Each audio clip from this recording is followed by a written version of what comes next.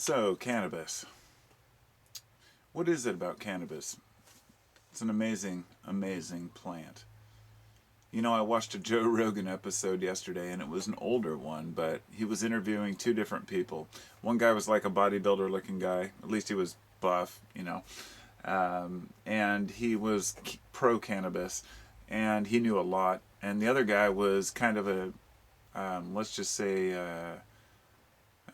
an anti pot crusader who had written a book about it and about the dangers of cannabis.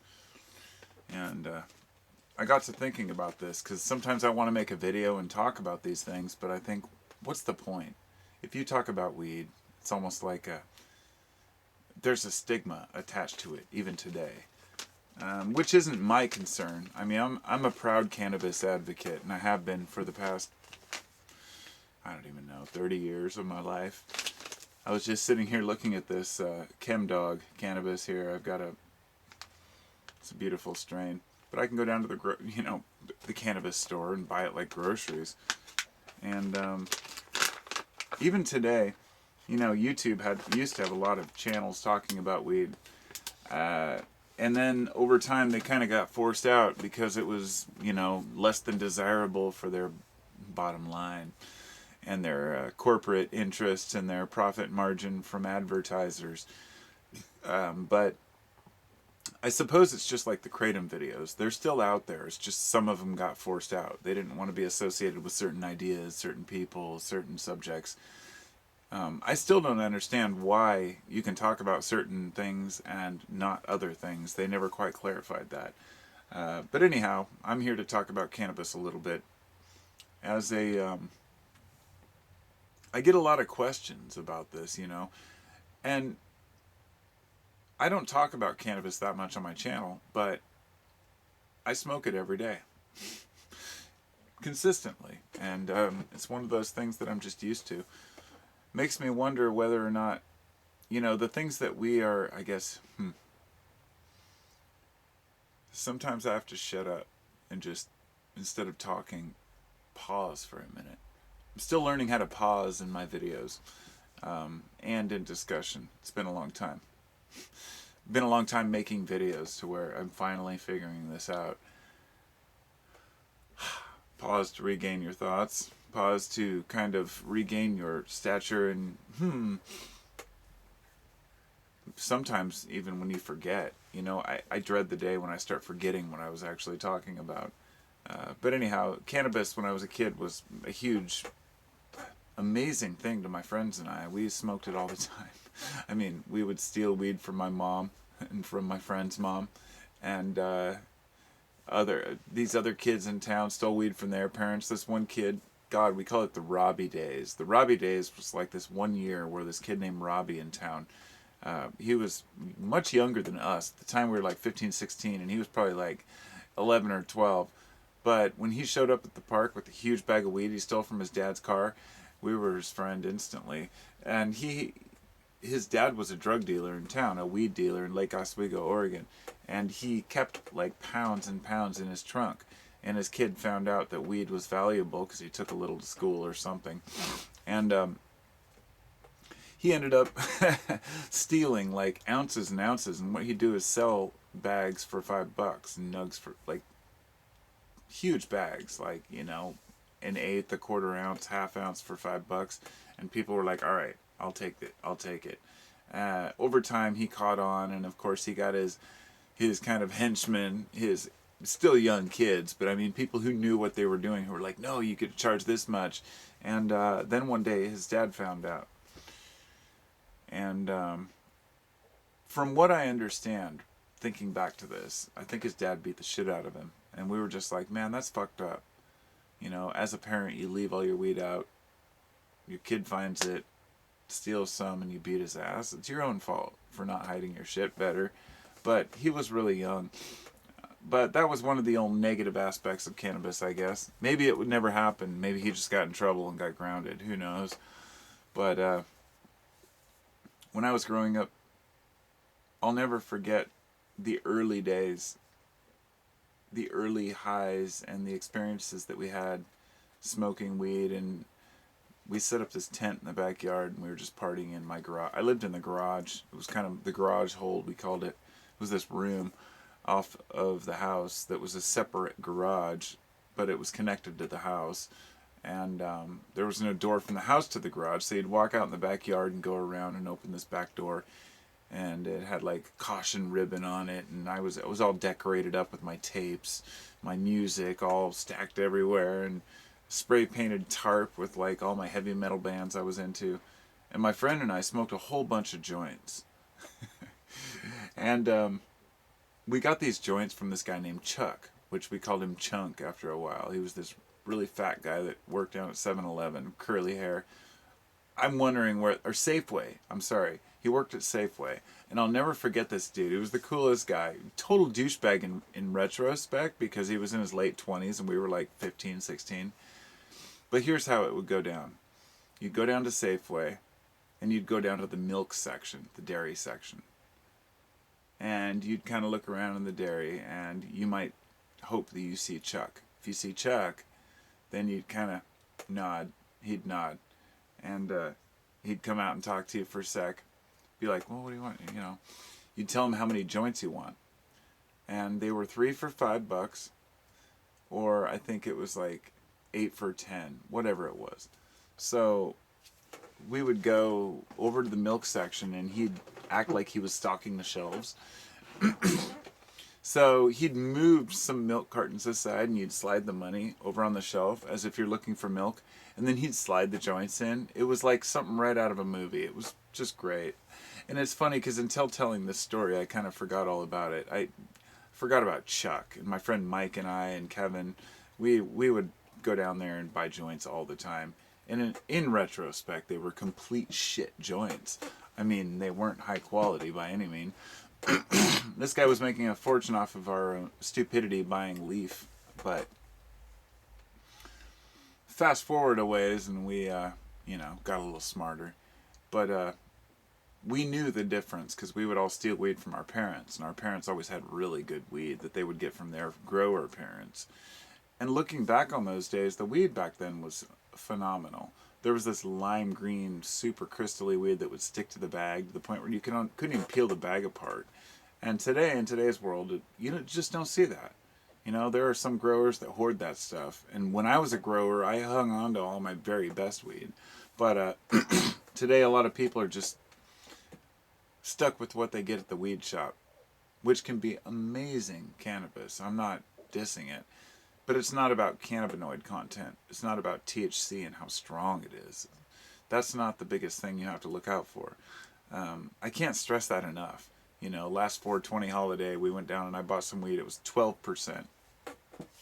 And a lot of the weed at the store, they say it's over 30%. It doesn't make a difference. When you smoke a good 15% THC with some other cannabinoids that you can't define, which I'm not talking about just CBD and CBN or any of those, but rather there's an undefinable characteristic of cannabis where when you smoke it, you know what you're getting. And it's kind of like with ChemDog, it's a really nice sativa, but it's not, I don't know. I wanted to get into that because they talk about sativas being very cerebral, very, energizing, which they can be. And indicas being relaxing, but it's not always the case. I actually had some, I don't know where it went, but some really good, what they would call the OG original, the real OG Kush. And it has kind of a peppermint smell. Any OG Kush, if you break it up, should have a good, deep, pepperminty smell, which goes along with that indica strain. And it reminds me of a strain I grew for a long time called White Shark. It was one of the first cannabis strains I grew with the Sea of Green method. So I'd open up my grow room and I'd see all these tops. And they were just, just beautiful bright green. Huge nugs. And they just smelled so amazing. And they were all uniform because they were all from one clone. And I worked with this guy for like 10 hours on this guy's house, up on ladders, building all this, roof additions. The guy said he was going to give us some weed and clones at the end. And in the end, he just goes, okay, here. And he gives us each one clone. We're like, what the fuck? So I was like, I'm going to make this thing last. I'm going to make it work. So I took it home. I nursed that baby, and I cloned the shit out of it and grew it for like 2 or 3 years. And it was, well, the strain was White Shark, but it was called, basically it was a cross between, excuse me, I'm sorry, I've had kind of some congestion lately, so it's in my lungs there. It was a cross, I believe, between OG Kush and Super Skunk, two of my favorites. And just the smell and taste, it was licorice and fruit and minty, peppermint. God, you can't even define it. It's so amazing. I love the different smells of cannabis. But the story I have relating to that, a friend of mine came over one time, and he'd been out snowboarding for the day with his friends or whatever, and he drove over to my house, and he had a disposable camera that he took snowboarding that day at Mount Hood, and he wanted to take pictures of my grow room. And if in case you're wondering, I'm actually sitting in the grow room that I'm talking about. It's a wall, kind of a little wall area that I'd built before, where I just had a small section, and I had a growing license and everything. At the very beginning, I might not have, don't recall, but I didn't. I had a grower's license. You know, after a while, I got a medical permit, and so he comes over and he wants to take pictures, and I'm like, no, dude, you live in Oregon. You're not legal. You'll get yourself in trouble. Don't take pictures, and I don't want to get myself in trouble either. And he insisted on taking pictures. So he's like, I'm doing it anyway. So he took some pictures. What, a week or two later, he calls me up. He had taken the pictures down to Fred Meyer to have them developed. The guy that was working at Fred Meyer called the cops. The cops raided their house with SWAT team and everything, and him and his brother's place. They took all their, like, whatever they had, their ammo, their guns. They searched every nook and cranny and crevice in that house and said, we know it's here. Apparently they'd washed his apartment, and he lives in, he likes to black his windows out because he likes to sleep in darkness, and there was some moisture on the inside of the window because condensation because of his air conditioner, so they thought it was a grow room. And when they broke in there, they were very disappointed because he's never grown pot. And when he called and told me about it, I was like, oh fuck, I got so paranoid. I ended up uprooting almost all of my garden and hiding a bunch of my plants. So shame on you, you know who you are, bro. But we all kind of suffered because of that one, you know. It's the legal issue behind cannabis is bullshit. You know, the fact that you can have somebody kick your door, and he never got shit for that. He was even harassing the cop that busted him online, I think, and called him up and had all these complaints, and the guy basically threatened him, said, you know, don't fuck with me or we'll make your life miserable. And I know that one. The cops that came to my door knocked and said, hey, we understand you're growing pot. Can we come in and take a look around? And I said, not unless you got a warrant. This was in 95, I think. I was about 20. And they said, oh, well, we happen to have a warrant. Showed me the warrant. The guy was from Lake Oswego, but I was in Tigard, which I know you don't know that because you don't live here, but it was far enough away to where I knew somebody from my old town had ratted me out. And I had just started growing pot for the first time ever. I had a little fluorescent light with like 10 baby pot plants and like 20 little tiny sprout seedlings from seed. Had a bunch of plainclothes cops raid my place, bust me, tear them all out, take me. I mean, none of them were bigger than this. It took me to jail. I went through like 2 years of probation and everything. And I'll never forget the smug look on the cop's face when they busted me. And, you know, I have a huge thing against cops who play that fucking I'm better than you game. That, yeah, well, you shouldn't have been smoking pot. Shouldn't have been growing pot. And even back then, I was just a rebel. I was telling my PO, my probation officer, for like a year that I argued with her every time that cannabis should be legal. I was like, it's bullshit. And she'd be like, incredulous, like, don't do this. I have to send you to treatment. Because we liked each other, you know, we got along. And I'd be like, no, I don't agree with you. Cannabis is not a problem in society. The only problem is the laws that you guys are upholding. And she sent me to like a little treatment class. Then she sent me to a jail. Then she sent me to Ended up going to solitary confinement because they didn't have any regular cells. Then I went to a month in the restitution center. Then she ended up sending me to like a 6-month outpatient program where I had to go to treatment like 3 times a week. It was very intensive. Had to quit smoking pot. And as soon as it was over, she's like, fine, go, you're off probation. And then I went home and smoked pot because that's what I enjoy doing. And nobody should tell me what not to do. That's how I feel about it. That's how I feel about the system. And that's why I'm expressing this here. I don't talk about that very often, but I think it's absolutely ridiculous. Fast forward many years past that PO, and I was back on probation because we got pulled over with someone else going out east on a camping trip, busted me with weed in the car because he smelled it. I let him search my stuff because I was an idiot and we were in a hurry. I forgot I had mushrooms because the weed was just a ticket, but I had mushrooms with me. And he took my mushrooms and it was a felony charge, so I was under arrest.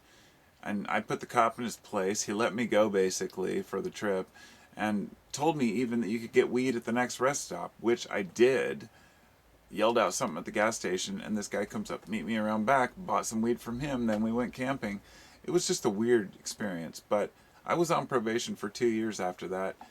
I had to call up every single morning to see if my color came up. If orange came up, which is bullshit because orange is my favorite color, and even though I was on probation for 2 years, calling in, waiting for orange to come up, it's still my favorite color. But they would have this random series of colors that would come up, and if your color came up, that means no matter what you're doing, whether you have to go to school, whether you have to go to work, you have to get in your car, and by the end of the day or within a few hours, go to your probation office and take a drug test. Which means for me drinking a bunch of water because there's going to be a guy standing there staring at my dick. And if that sounds crude, it is. If you've never been on probation, if you're like, well, people shouldn't do drugs or people shouldn't be in the system, that's their own fault. Yeah, realize that if you just get high and you get arrested, then you have to go stand there and have some guy or a woman, whatever it may be. Well, if it's a guy usually, standing there looking at your dick while you pee. And he may be even looking through a 2-way or a 1-way reflective mirror that's in front of the toilet. That does not make it any better. And so you have to drink a shitload of water. And then you have to worry if you drink too much water. Then it's even worse because your pee is diluted and they think that you're trying to fool the test. So you have to go back and take another one. So I'm not going to go too much into this. I have a huge fucking problem with drug tests. And I think they're absurd. And let's see how much time I have on the camera here. 18 minutes, not bad. If I go beyond 22 minutes, then it will actually cut off and restart itself. And I'll have to edit them together and I'll never do it. So I'm going to end it here. Because I've already rambled on enough about weed. I could tell you war stories about cannabis all day long. So if any of you really want to hear more of those stories, please let me know and I will tell them. But for now, I think I've made my point.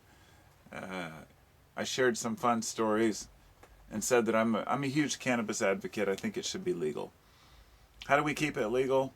Keep fighting in your own states, your own jurisdictions, your own cities. Make it. This isn't just with weed. If you don't know that Denver actually decriminalized psychedelic mushrooms a couple of years ago, or maybe it was last year, and recently Oakland is working on the same thing. Oakland, California, of all places. And now Portland is working on the same thing. And now all the cities are going to follow suit. Pretty soon their cops are not going to bother with psychedelics anymore. And they shouldn't. And they shouldn't bother with cannabis anymore either. And, even after I've smoked a shitload of cannabis, I'm not a violent person. I'm not a hateful person. You eat too many edibles, you're going to have issues. But it's the same thing with anything. We're adults. We have to decide and know how to consume a reasonable amount of our drug of choice, if that's what it is. But we're obviously winning out because we can go down to the store and buy it. And it's not something we should feel awkward talking about. Even from the first job I had, I was the guy who said, yeah, I can still fucking smoke a bowl and go work my ass off and get shit done, In other words, cannabis doesn't make people less motivated. It's just that less motivated people can use cannabis as an excuse to kind of sit on their ass. And I've known a lot of them. But to continue and conclude this, Um, we all have to make our own decisions, and we should be able to. You know, a lot of folks, I had somebody comment the other day, I'm not going to make this political, but they were talking about being a cannabis advocate. I think you know who you are out there. That they, you know, they'd like to see cannabis legalized. And I just said, you know, Bernie Sanders the other day said that one of his goals is to legalize cannabis and that it can be done by executive order. So I said, well, if none of the presidents have done it this far, they're all cowards. And if Bernie Sanders can do it, I'm willing to vote for him just on that premise alone. Because also he says he's going to, you know, eliminate all the records on the people who are in prison right now. So take it for what you will, believe it or not. I'm hoping for the best. And cannabis should definitely be legal federally and statewide. Thanks for listening. I'll talk to y'all later. I want to go smoke a bowl now.